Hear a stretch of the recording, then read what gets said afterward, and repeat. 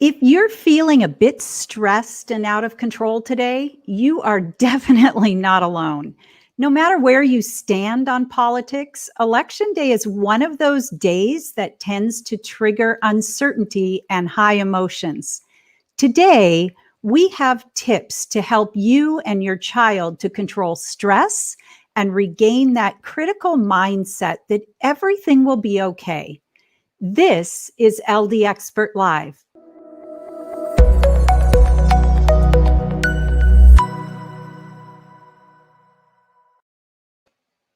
Alice Walker, author of The Color Purple, said, "The most common way people give up their power is by thinking that they don't have any."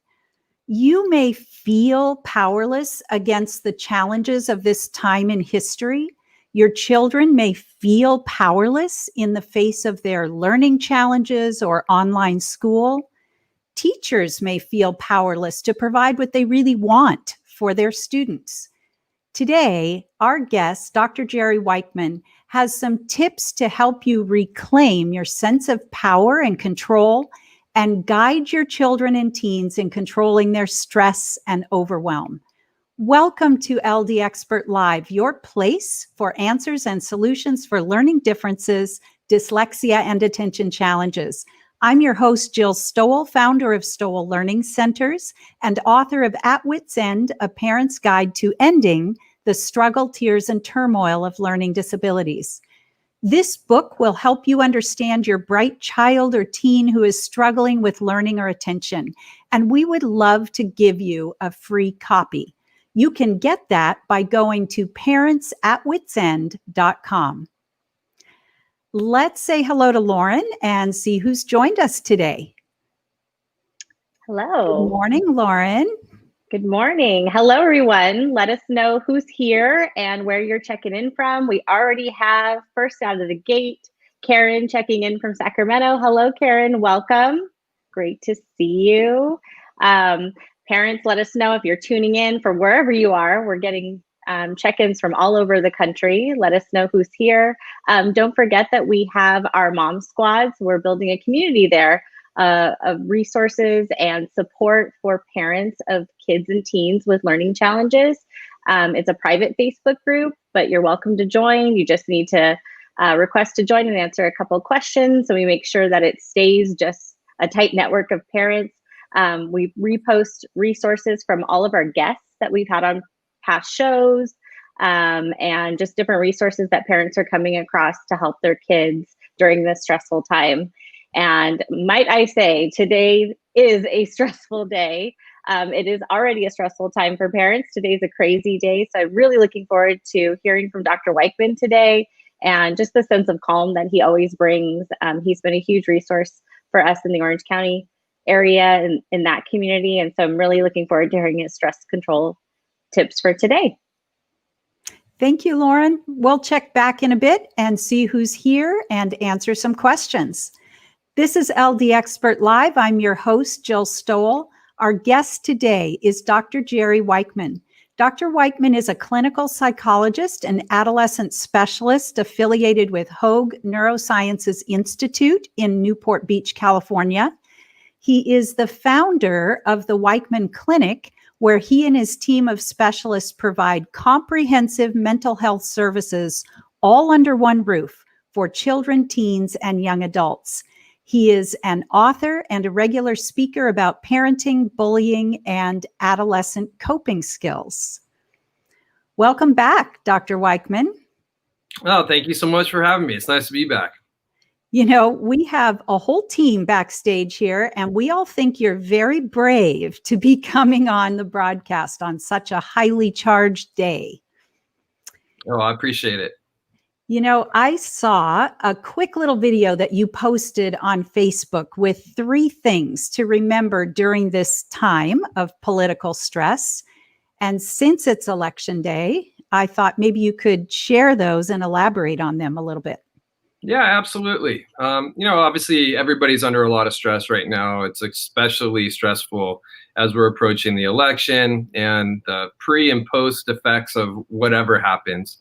But there's a lot of ways that we can handle this situation a lot better. And I spent a lot of time talking about how control and adaptation are two really important things right now, not just with the pandemic, with the election, with, it's because the world's heavy right now and everybody's feeling it. If you haven't figured this out yet, the only things we can control is how we react and respond to the things that occur.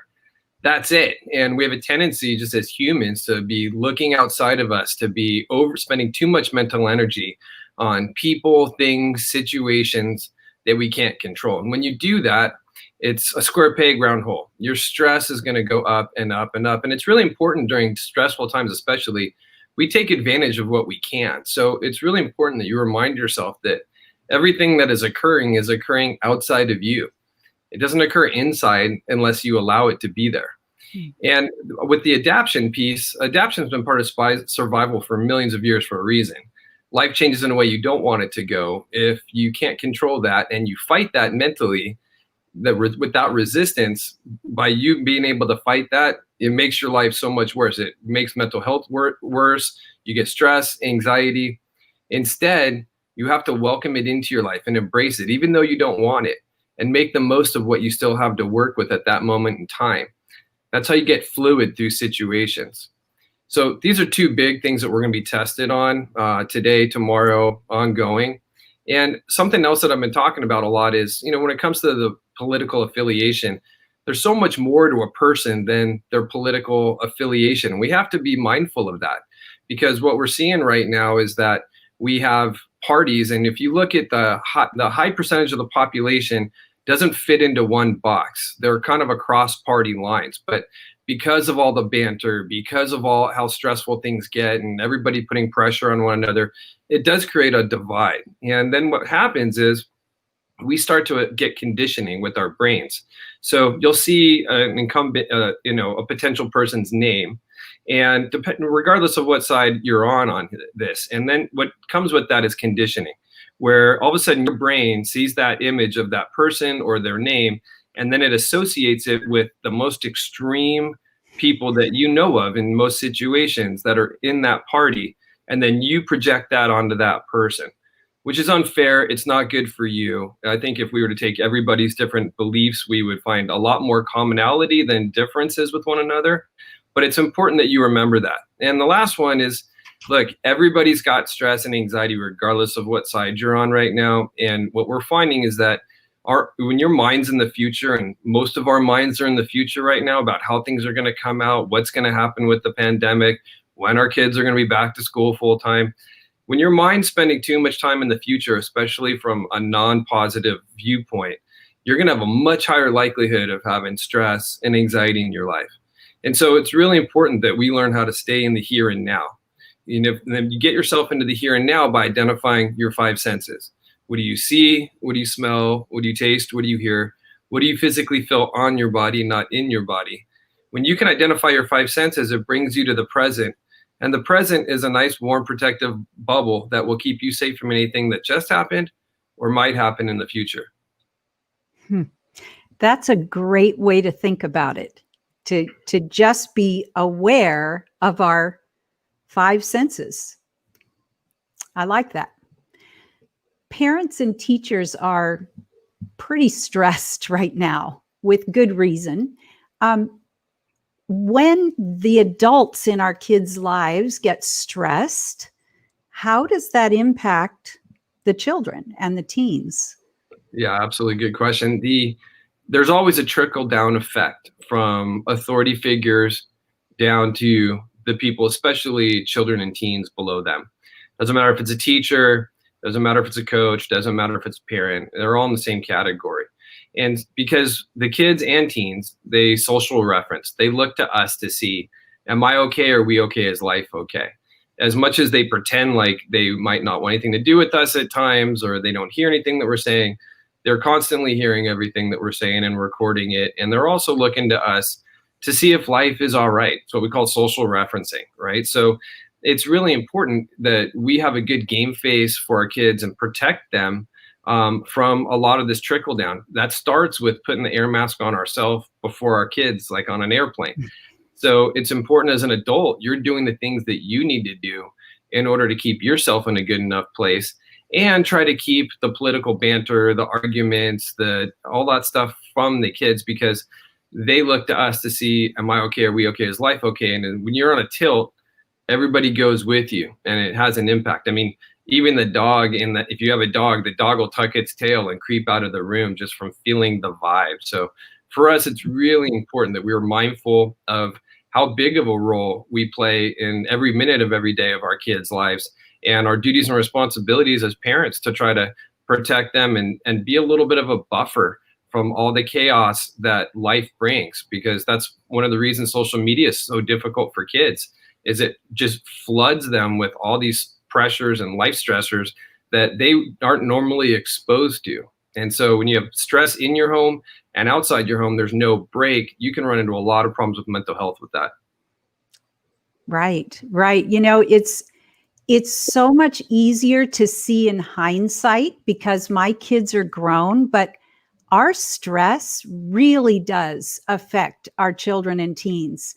And it is something we want to be aware of because it's so easy for them to misunderstand or misinterpret our stress reactions. And also, I think the more aware we are as adults, the more intentional we can be then about modeling healthy ways to handle that stress. Yeah, there's a lot of it right now. Just this morning, someone posted on social media today, someone that I actually know said, my daughter today asked me, which is going to have bigger riots if Biden gets elected or Trump. And so, you have young kids that are now preparing for mass chaos and Armageddon, and that's something that hasn't even happened. Right, right. And they can really blow those worries out of proportion for themselves. So let's talk about the big stressor that our students are facing right now, which is school. I've heard a few parents say that their kids actually prefer online school and are doing better than they were in the classroom, but most are saying that online school is pretty stressful. What are you finding right now with students in relation to school? I would agree with you from what we're seeing. We see about 130, 140 kids a week here, and a smaller percentage is benefiting from online school. They like it better. They find it easier. Some of these kids also, on top of that, are, social anxiety kids that really find this a lot easier and nicer for them. But again, the higher percentage of kids, they're really struggling with being online. I'm seeing trends of some of these kids that are normally and consistently for the past 5 years been A students, A B students, and a lot of them have D's and F's right now. And I think that mental health does play a big portion in what's happening with these kids, because when you spend too much time inside on a screen, it's like putting a plant inside the closet. It's not going to you don't get the sunlight, you don't get the exercise, you don't get the social connectivity. And those things are all either depressants or antidepressants for us in life. And so I think it's the sum of a bunch of smaller things that come to make something more moderate to severe for these kids, because what will happen is they're easily distracted on their devices and they don't have a lot of motivation and drive. And it's really hard and monotonous just to be staring at a screen all day, every day. And so they start to fall behind and they procrastinate more. And the more stress they get, the more they procrastinate on top of that. And then they start to get overwhelmed with the work and how far behind they are. And then at a certain point, I've seen these kids just give up and throw in the towel, and they don't re-engage in the process. It takes many, many, many weeks to get those kids with them to re-engage, because prolonged periods of stress will burn you out into a depression. And when you're depressed for too long, you don't have the motivation and drive that will allow you to fall behind. You'll get stress and anxiety as a result of that. So we were seeing a lot of these kids that are just starting to throw their hands up in the air and give up, and they're not doing well.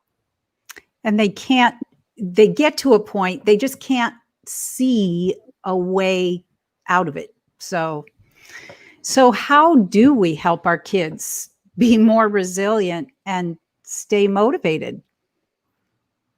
Yeah, well, I think that for us, it's really important to really help our kids with resilience. I mean, I think for me personally, that's the foundation of mental health. Things get tough, you have to get mentally tougher than them. I really believe that life does not give you anything that you can't ultimately handle, and what's put in your lap is not meant for you to be overwhelmed or down about. It's meant for you to overcome, learn and change and grow from, and in doing so, it leads you to who you're supposed to be and where you're supposed to be next in your life. So teaching our kids how to have that mental fight and keep that fire in their belly is extremely important, because when you start to give up, that's when you get flooded with depression, anxiety, stress, and then you start to get overwhelmed, and then that's how you start getting suicidal thoughts. So teaching that is important, helping the kids with changing up the environment. As far as we see a lot of conditioning that exists in environments. And so when your kid is messing around enough in one environment, then all of a sudden when the conditioning kicks in, then that environment becomes tainted, because if they're messing around in that environment, they have the rational thought of, I'm going to go in and study and get this stuff done. And then they have the impulse of screwing around because of that conditioning. So to change up the environment, it doesn't have to be a different location. It can be another part of the house. It can be a different part of a room. But you want to try to have good conditioning where there's no messing around in this environment, because if you do this 3 to 5 times, the brain starts to get positive conditioning with that, and it clicks when you sit down and you have a lot less resistance and fight within yourself to get what needs to be done. Something else that's come out of watching these kids with online schooling is there's another percentage of kids that will look at their assignments, look at them negatively in the sense of how long it's going to take, how difficult it is, how badly they don't want to do it, how much they don't like the subject or the teacher. And these are the things that then allow them to avoid the situation and procrastinate more, because they're actually just mentally talking themselves out of it. So something that's important is to leapfrog over all those negatives to be able to focus on the positive, which is the light at the end of the tunnel, which is at least how you're going to feel when this is over. And so if you can create that light at the end of the tunnel and you stay focused on the light, that can help you float through that without a lot of drag and resistance to complete assignments. We're also encouraging our kids, especially the ones that are in high school, to put a picture of their favorite school or where they want to go to or what they want to be when they grow up or do for a career behind where they're working, because that helps to cue them up and remind them as to why. Why do I have to do this right now? Why do I need to do this stupid 5-point assignment? And when they can realize how all these things link to one another, to another, to another, and how that can affect a lot of the outcome of the rest of their life, it can get a lot of these kids in gear to engage in that assignment. Other things that I think are important for our kids on an academic front is how to avoid procrastination, how to work before you play. I think that these are life skills that we need. Everybody has a tendency to procrastinate. Everybody has those thoughts in their head of, we'll do it later, we'll do it in the morning, I've got time to do it. But anytime you take the short-term gain of something for the long-term consequence, it's a bad move. And I think that our goal is not just keeping our kids safe, but getting them ready for life. And if they don't know how to work for play and really enforce that for themselves, they end up with a lot more stress. If they go to college is a lot more difficult. I remember watching after first semester, all the kids that couldn't, work then play, disappear out of the freshman dorm because they were on academic probation. Their parents would pull them. And so we want to really try to enforce that at home and teach them that now. And the last one here is we have a lot of kids that are getting overwhelmed. They're getting overwhelmed because they're looking at all their work all at once. And what we tell them here is, look, you ever try to shove a whole burrito down your throat at once? It would be overwhelming to try to pull that off. You eat a burrito one bite at a time. You're not constantly looking to see how much more is left. We need to help our kids with how to do that with school, because if we can take one assignment and put blinders on and focus on that one assignment, they're not going to get as overwhelmed. They get through the assignments a lot easier with a lot less stress. Wow. There were so many great things in there. I love that analogy with the burrito, because kids would actually really understand that. If you say, hey, when you're eating a burrito, you eat one bite. You don't look to see how much more. And so teaching them to do that with their with their tasks and their schoolwork. I think that's great. And I love the idea of, switching the environment or, moving the environment, fixing it up in a different way, just to create a new pattern, sort of a fresh start. There were just so many things there. I loved that. Just asking your child if they're so negative about all the things they have to do, and you frame the question, how are you going to feel when you're done? Well, that, kind of flips them into a completely different place. Great stuff. Thank you so much. Let's take a moment to check in with Lauren and our viewers. Hello. Yes. Eat a burrito one bite at a time today, guys, especially today. Okay. We have Ronke checking in, just saying greetings from Michigan. Thanks for joining us. We love having you, Ronke.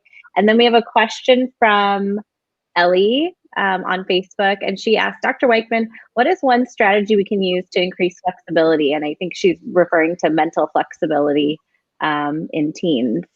Suggestions?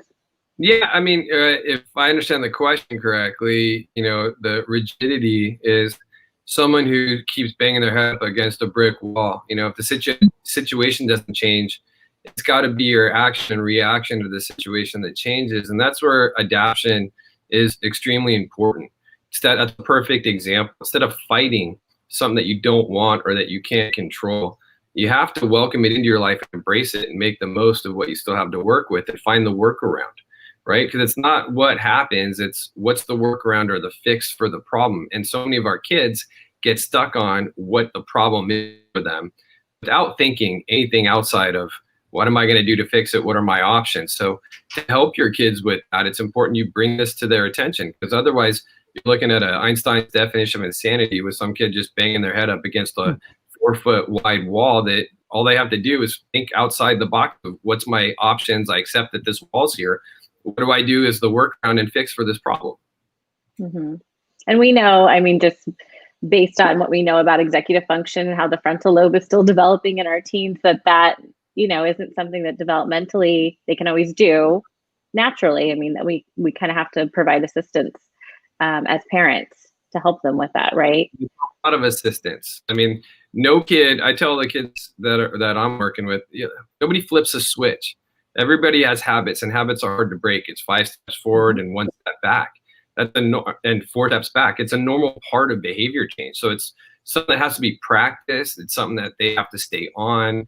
And it's something that as adults in their environment have to bring to their attention many times before things start to click for them. Mm-hmm. Yeah. So training. And we definitely know that. We're doing brain training too. And it just takes a lot of repetition and consistency in order to make those new patterns. So that we relate to that. We have an anonymous post. So in Mom Squad, we allow parents, or I have parents PM me for questions that they don't, kind of want to ask publicly. But we have a parent here, and I think that a lot of parents can relate. She's asking for guidance on lowering her standards for her daughter. So her daughter is in 6th grade, and she used to be a straight A student. And now that we've gone remote, and the school is saying that they're not going to probably look at even considering in-person sessions until after winter break.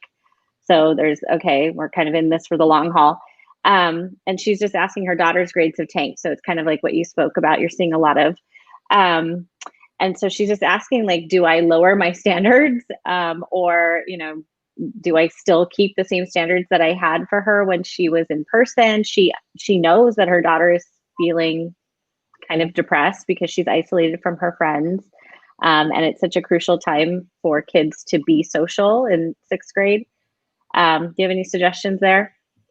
Yeah, look, if a car is not running on all cylinders, you can't expect it to hit its top speed still, right? So, I think in these kind of situations, we absolutely do have to adjust our expectations of what's happening right now. And I think that especially if you have a 6th grader, there's nothing really at stake here. The high school parents are going to have a little bit more difficulty with this. I was reading an article this morning, I think it was in the LA Times, and the person was saying that with all these kids struggling, it's happening all over the country. And really the differential is how much home support they have, and do they have additional support outside of that? That's the determining factor, and that's what they should be graded on. And they're getting graded on that rather than their actual grades. And we've got a lot of kids struggling, but absolutely you have to adjust your expectations. Nothing's really at stake right now. We've got big waves coming through, and it's important that we just batten down the hatches and ride it out. It's important to get curious with your kids about, it's not because so much for us is outcome driven, and praise and consequences are about outcomes. And it's important for us to stop and just be curious. Hey, like, I don't care so much that you're struggling with school academically. I just want to understand why. If you can help me with that, we're good for right now. And you'll start to get more out of your kids with approaching them with curiosity. And look, when things come down, it's about effort, not outcome. You can't control outcome. You're never going to get 100% of 100% of your test correct. So really trying to ratchet this back and understanding and being realistic with what our kids have to give, and are they giving enough effort? And if the effort's there, to me, it doesn't matter what comes out of it. Okay, and I think that, oh, go ahead. Just tagging onto that, I was thinking, this child who has traditionally been, it sounds like, an A student, well, then she also has expectations for herself that she's not meeting, which then she's internalizing, that she's not doing well. And I just think it's, this time in history, I think we need to take advantage of us all being home as a family and just spend time, just kind of away from the computer, maybe flop down on the bed next to your kid and talk about, what, this is tough. It's tough on teachers. It's tough on kids. It's tough on their friends. It's tough on us. And so what can we do? What can we figure out together that is going to support you as you just do your very best? And whatever your best is at this point is great. And what can we do to support that, so that the child isn't beating themselves up also, knowing that they're not doing as well.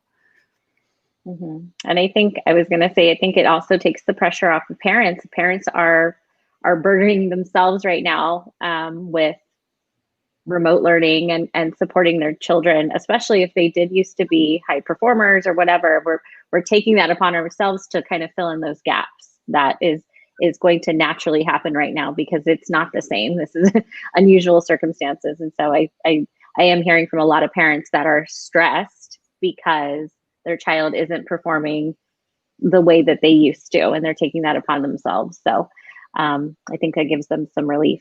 Mm-hmm. Thank you. Because then that becomes that cycle of now the parent's stress gets put on the child. And yeah, so we all need to give ourselves a little grace. Don't forget that adversity is good for our kids when it's all said and done. I think that, it helps the kids to develop the callus they're going to need to deal with life, because life is rife with adversity. So don't forget that when we come out of this, whatever section you're looking at that's stressful for you, it can't be forever. And eventually when we come out of this, hopefully we are able to teach our kids a lot of life skills, and that combined with helping them to develop their callus because they went through this is going to be a really solid 1-2 punch for them in the future. Mm-hmm. We have, so Ellie checking back in, she's saying that when she approaches her child with things like growth mindset, focusing on what you can control, kind of some of your suggestions, they seem to come back with even more negativity. So do you have any suggestions how she can respond to that and kind of what's going on there? Yeah, well, some of that is conditioning of the environment, right? And so a lot of these talks should be occurring outside of the environment, going for a walk, driving to pick up lunch, something like that. And also what we see a common dynamic is that parents are way too long-winded when they're engaging their kids with, especially when it comes to this type of stuff. You got to understand your kid, regardless of the age, just because where they are in brain development. They've got about a 30-second attention span to hear everything that you're saying about, hey, here's a good life lesson for you, before everything becomes want to them anyways. Okay. So I think that this is kind of like the sex talk. You got to break it up into really small chunks and lead in with your kid. Like, hey, I learned something cool today. Here's my 30-second take on it. Your kid can hear it 30 seconds ago. Okay, I can hang in there for 30 seconds before you start getting the head roll, eye roll, and everybody's frustrated with one another. If it's just negativity, it's really important for us to help our kids with how to change the lenses they're looking at situations with. Because those negative lenses, if you have a negative kid that, this sucks, that's lame, that's annoying, when you're starting to hear that on a frequent basis, it should be concerning for you as a parent, because if you really want to get ahead of mental health, your thoughts create your feelings, but the lenses that you interpret situations with affect your thoughts and then your feeling. And the kids that start to get negative, that's when you put on crop goggles and you're looking at all the stuff in life. There's a lot of positive and a lot of negative. That's all you take in and that's all you feel. And life doesn't control how we feel, we do. So it's really important for us as parents to help identify the positive and the negative situation, or to help them to do that, because there always is. There's at least 2 or 3 in every single situation. There might be 50 negatives. It doesn't matter. If you can hold on to those 2 or 3 positives, everything's okay. So you can go so far as starting with like, hey, what's one positive about this or this person or this situation? I'm not letting you go do whatever you want until you give me one positive. And eventually when you get one, they're not gonna let you see this, but there is a huge shift that they experience internally when switching from negative lenses to positive lenses. And then they start to see that they feel better over time. So, and Ellie just commented, take it outside, keep it short, got it. Smiley face. Thank you. She appreciates that. Don't forget, they hear everything you say. It might not, you're planting seeds. You can't control your kids. You can only guide them. But it's important for us as parents to plant seeds for our kids. Those will sprout over time. I mean, look, take something really, really negative. Like if you notice that such a high percentage of all the suicides across the country have been hanging, it's because these kids hear this, they get exposed to it, they file it in the back of their head, and when push comes to shove and everything hits a breaking point, they pull and draw on what's back there. So for us to plant those seeds will sprout. They'll use that, but they might not use that within the day, week, or month even that you start talking to them about that. That makes sense, yeah. We do have Ronke just kind of weighing in on the flexibility discussion of that, the kind of conditions that kids are working under right now aren't really fair, and they're scheduled back to back.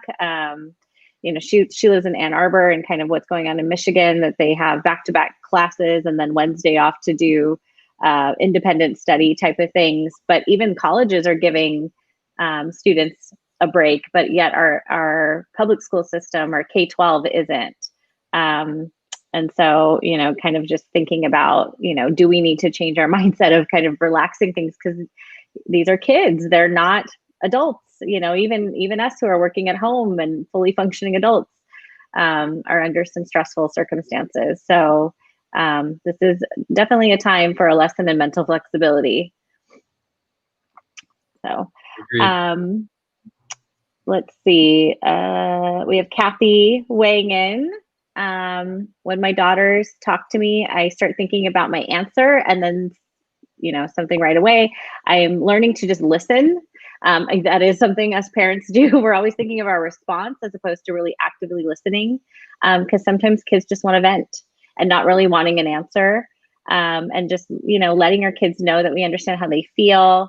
And that's been really helpful for getting her daughters to open up more and more to her.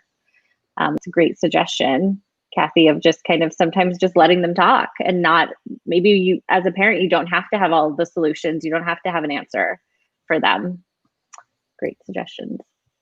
So keep checking in, parents, if you're wanting to be part of this discussion. It sounds like, a lot of us are going through a lot of the similar things right now, and it is a really stressful time. So be part of the discussion, keep posting, and I'll check in back in with you in a bit. Thank you, Lauren. If you're just joining us, this is LD Expert Live. I'm your host, Jill Stowell, founder of Stowell Learning Centers. We're speaking today with Dr. Jerry Weichman about handling stress. Dr. Weichman, your specialty is working with adolescents and teens, and I know you've covered so many things already. I'm sure people are going to want to listen to this episode repeatedly. But I'm wondering if you could just talk directly to kids right now about some things they can do to deal with stress. Yeah, absolutely. Look, first and foremost, everybody out there, everything's going to be okay. Okay. There's no way it can't be in time. So it's important you keep your eye on that one. It's important you really take care of yourself. And we got to get back to basics, especially during really trying times like these. Certain things like exercise and sleep are huge for us, especially for kids that are still growing a brain at this stage of development. Look, we've found that the psychiatrist at our office will say we can't give somebody a pill that's going to come close to help and relieve stress, anxiety, or depression the way that a 45 to 60-minute workout does. And so it's important. And a lot of kids don't like working out. You got to go work out, not because you enjoy working out, because most of us don't, but you're really going to enjoy how you feel when this is all done, because it helps give you relieve stress, anxiety, depression. It helps you to have more drive, more motivation. Helps you to retain information, recall information. There's so many reasons to do this and not a lot to prevent you from doing it. And obviously younger kids don't drive. A lot of us don't go to gyms anymore, but you have to adapt to what you have to work with to still get that exercise in. You will benefit significantly from that, I guarantee you. And when it comes to sleep, look, as you're growing a brain, it's really important for you to have sleep, and devices are distracting. You got to put those away. You got to be able to use guided imagery and visualizations to help yourself to sleep, because when you're deficient in sleep, a lot goes off. You're more irritable. You can't concentrate as well. You start becoming more negative. You don't have as much drive. It affects you across the board, not getting enough sleep. And so as small as it seems, it's really a big deal, because we're finding that sleep is cumulative. So if you're getting 2 hours less sleep per night, by Friday, you're 10 hours deficient in sleep. There's no way you can make up for that over the weekend, even if you sleep till 12 or 1. So make sure you're getting your sleep. Breathing, really important right now. We forget to do breathing techniques. It's really simple. Something I call 3 times 3 times 3 breathing. It's just 3 seconds in through your nose. You hold it. You imagine the stuff that's bothering you, upsetting to you, and you blow it out of your mouth for 3 seconds. You do it 3 times in a row. It'll take the edge off of anything that you're dealing with. Again, going back to how you look at situations. Life doesn't control how you feel, you do. And by you identifying what the positive is in these situations and really challenging yourself to do this, as soon as you can identify what those positives are, it's going to have an instant effect and impact on how you feel as soon as you arrive on that. So take advantage of it. Please stay away from the news and social media. None of us feel better after diving into that, especially now. And so take advantage of what you have while you have it that you can control to make yourself feel better, because if there's ever been a time, it's now. And the last one is, it's temporary. It's not always going to be like this. It can't be. And I remember being that age, and things seemed so big, and you didn't see a lot of light, and the school years seemed like they went on for 3 years sometimes. And so it's important that you remind yourself, this is a temporary situation. Things get tough, we get tougher. You batten down hatches right now. Not only that, you will make it through this, but you'll come out a stronger person, to be able to deal with so much more of life.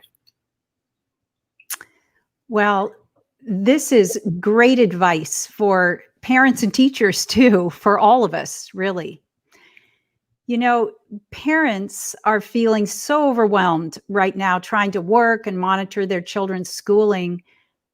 I feel like this really is a great opportunity, parents, to be a little bit vulnerable with your teens and let them know they're not alone in what they're feeling. And then take some of these suggestions and, try them together. Maybe take one at a time, talk about it, commit to trying it, and then revisit it and share with each other at the end of the day or the end of the week how it worked out.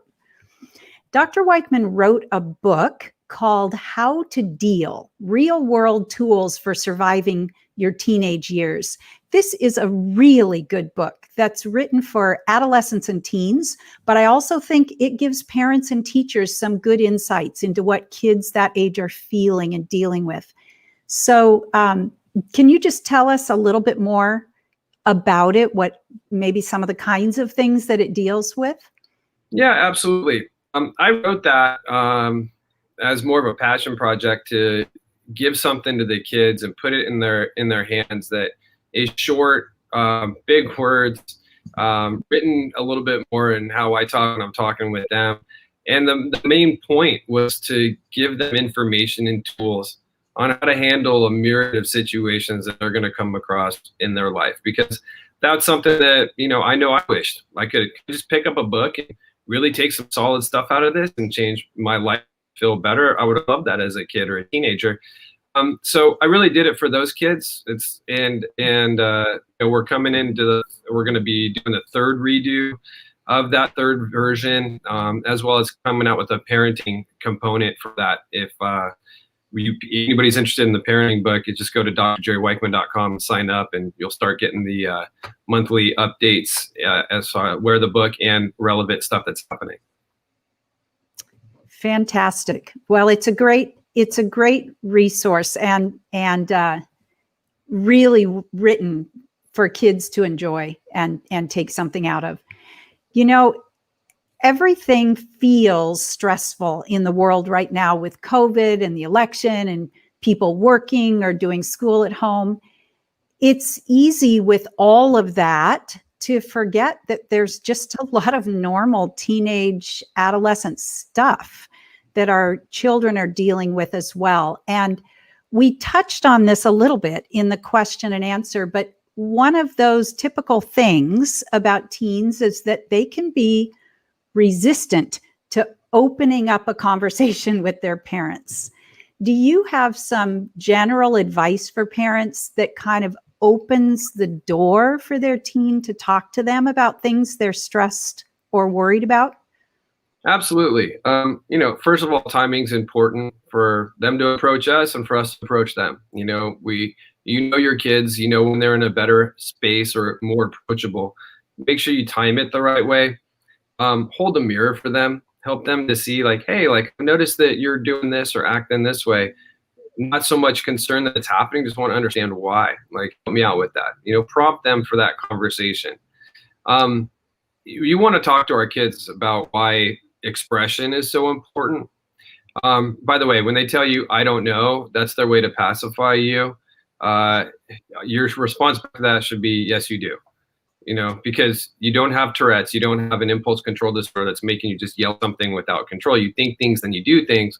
What I'm curious about is what's happening that's making that occur. And what we want to do is help our kids understand why expression is so, look at how emotions work. You got hurt and pain that if you don't deal with it and express it, turns to anger. Think about anytime you're angry, I guarantee you were hurt first initially every single time. And when you hold on to that anger, you devalue yourself, you lowers your self-esteem. Kids either flip in or flip out. And when they flip in, they turn everything inward on themselves. That's where you start getting really low self-esteem, self-mutilation. When they flip out, that's just the kids that snap. They're containers at capacity. One small, asking them to pick up the wet towel on the floor, and they explode, and they look ridiculous, and they know that too. They then turns into guilt, which then turns into depression, and then they start getting anxiety as they start cycling through that because they start getting fear of future hurt or pain. So it's really important for us to be able to express to our kids why it's so important to do that, and what happens if you versus you don't. It's also important to get that one-on-one time with them. And it's a lot harder now. A lot of people don't feel comfortable going to restaurants. Maybe you can sit outside somewhere, going for a walk. But like one of the viewers was mentioning, you don't want to prompt them with questions. How's this? Good, fine, nothing. I mean, you're done in 10 seconds, and it's a really awkward rest of your time with your kid. If you have rules about not having on phones around each other when people are talking with one another and when you're spending time with one another, then you can take advantage to get your kids to talk a lot more by not talking so much. You can't stand downtime. And if you can create 30 seconds to a few minutes of awkward, uncomfortable silence, they can't stand it, especially if they can't have their phone. They need to have some type of stimuli.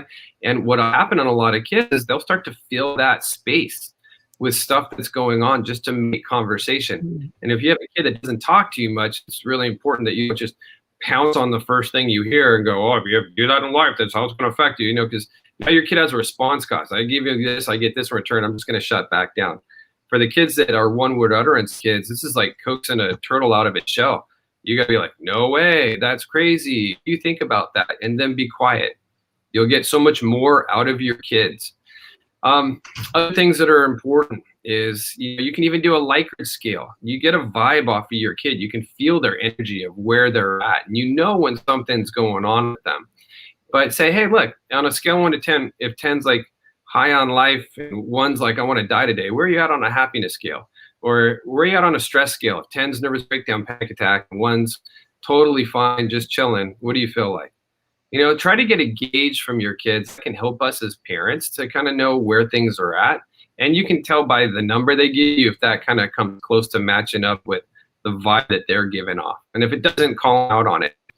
And the last one, especially for the ones that don't like talking too much, we do something in our family at night at dinner called peak and pit, which is, hey, what's the peak of your day? What's the pit of your day? Sometimes we do that just for school and in life, or sometimes we do that just in life. But it's important to hear from everybody kind of, where's the range for today? And if something bigger is going on, can we talk about that? And can we have a discussion on not the fact that this happened, but what are the options to make this better? What's the workaround? I think if you can do these things with your kids right now over time, you can get pretty far with them. Don't forget, they're going to be resistant to any type of changes you make because they're really trying to wait you out to see if you give up first. But don't forget, on a daily basis, either you're going to train your kids or your kids are training you. Right. Wow. Great stuff. Thank you so much. Let's check back in with Lauren and see what's happening in the chat before we wrap up for today. Hello. Yes, this is all really great advice. I love the idea of just sitting in silence. Okay, you're going to talk to me. I'm going to sit here until you do. By the way, bedtime is a good time for that. When? Your kids will let you be in bed with them, or still just hang out with them when they're going to bed. That's when the distractions are gone. That's where the anxious and stressful thoughts start to jump. That's why a lot of kids have insomnia. And if you're in that awkward silence with them, if you're just quiet, a lot bubbles out of those kids. That's a great suggestion. I love that.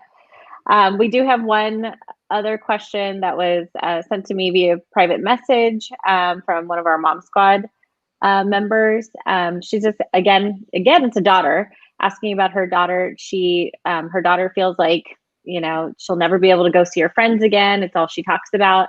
And recently their family has decided to still isolate because there's a family member with that's immunocompromised, but her friends, she's seeing on social media that her friends are now getting together and, going out and things like that. And so she's gotten very moody about it. And so this mom's just asking for any advice or suggestions when it's not really fair that, kids do see their friends maybe engaging or being able to get together and going to gatherings, and they might not be in that same situation. Do you have suggestions for her? Yeah, look, it's a tough situation. And really when it comes to, the whole COVID situation, quarantining, it's up to each individual family, right? So you've got some parents that don't care, just let their kids go and hang out with whoever, whenever. You've got parents that really care and kids aren't coming out of their homes, and people in the middle. So, depending on where you're at on that is where your starting point is. If you feel like allowing your kid to go out and spend time with other friends, that's up to you.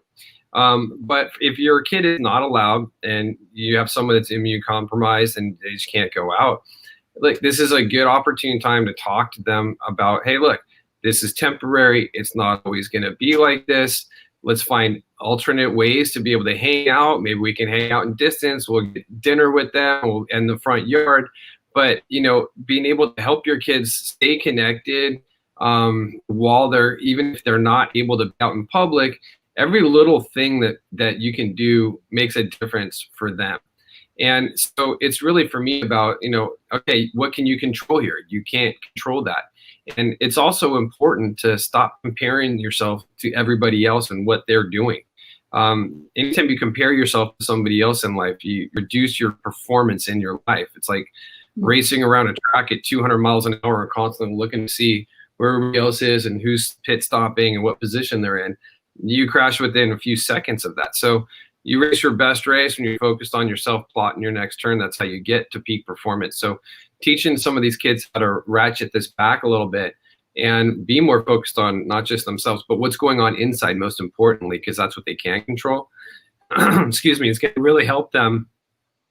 We don't want them just all over social media comparing and contrasting. It gets way worse as that goes on and on and on. So you got to let your kids know this. This is one of the dangers and the risks of that. And either they have to start to manage it better, or you can manage it for them. Absolutely. So great suggestions. And I know, that is one of the things our teens are up against is that social media factor. So those are great suggestions. So thank you to everyone who commented and asked questions and participated today. Don't forget about our Mom Squad. As you can see, some parents are taking advantage of that for being part of the conversation that don't necessarily want to be public about it. That it is a great resource for parents. If you have questions, if you're going through something and just want, to vent or to get the perspective of the group, you can always PM us. If you have suggestions about future topics, we're here for you. This is a resource for parents. So thanks, everyone. Thank you, Lauren. This is LD Expert Live. I'm your host, Jill Stowell, and we've been talking today with clinical psychologist and parenting expert, Dr. Jerry Weichman, about taking control of stress. This is really important right now, and you shared so many practical ideas with us. Here are just a few takeaways. First, in relation to this being election day, remember, you can't control someone else, but you can control your own response. Second, I loved the idea of students putting a picture behind their computer to remind them of their goals and just help them stay motivated and know that this really isn't forever. Third, organize and write things down to reduce overwhelm, and then break things into small bites so they're doable and you feel successful after every little step. And last, isolate those negative thoughts. So you have all those negative thoughts, well, balance that out with something positive about the situation. There was so much more there. So please take advantage of the replays to re-listen to all these great suggestions. Dr. Weichman, thank you so much for being here and sharing all these practical tips for taking control and managing stress. I do want to encourage you parents to get Dr. Weichman's book, How to Deal, for your adolescents and teens to read, or maybe even to read together to support each other. There's a real understanding here of the stress that teens feel and so many practical tools for handling it. Dr. Weichman, what last thoughts do you have for our viewers today? Look, this is temporary and we're all going to be okay. Everything's going to be all right down the line. It's really about being focused on what you can control, utilizing as many life tools as you can come up with to get yourself through this. And when you do, it's all going to be fine down the line. Thank you so much, Dr. Weichman. I'm going to put up Dr. Weichman's contact information. The Weichman Clinic is in Newport Beach, California. They provide comprehensive mental health services for children, teens, and young adults. Dr. Weichman's book, How to Deal, is available on Amazon. And remember, he's going to have an updated version and a parenting version coming out soon. This is LD Expert Live, your place for answers and solutions for learning disabilities, dyslexia, and attention challenges. We're live every Tuesday at 10 a.m. Pacific.